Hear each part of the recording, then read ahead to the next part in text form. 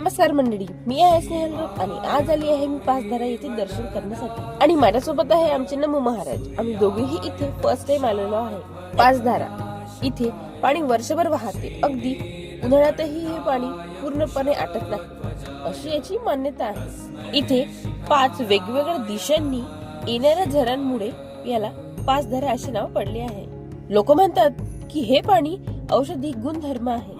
त्वचेच्या समस्या आणि थकवा कमी करण्यासाठी आधीचे लोक इथे स्नान करत होते। कथेनुसार तर खूप वर्षाआधी हा परिसर पूर्णपणे जंगलमध्ये व्यापला होता। त्यावेळी काही साधू संत सुद्धा तपश्चर्या करत होते।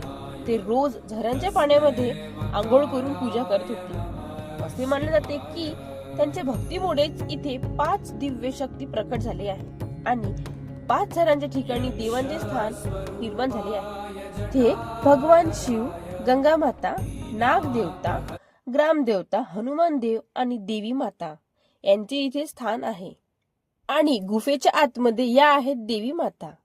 या ठिकाणी महाशिवरात्री निमित्त यात्रेचे आयोजन केले जाते, जिथे मोठ्या संख्येने भाविक इथे दर्शन करण्यासाठी येतात आणि यावेळेस तर आम्ही सुद्धा गेलो। हे ठिकाण यवतमाळ जवळील डोरली टेकडीवर आहे आणि आजीनी तर बघा खूप छान असा डान्स केला आहे महाशिवरात्रीचा आनंद घेत।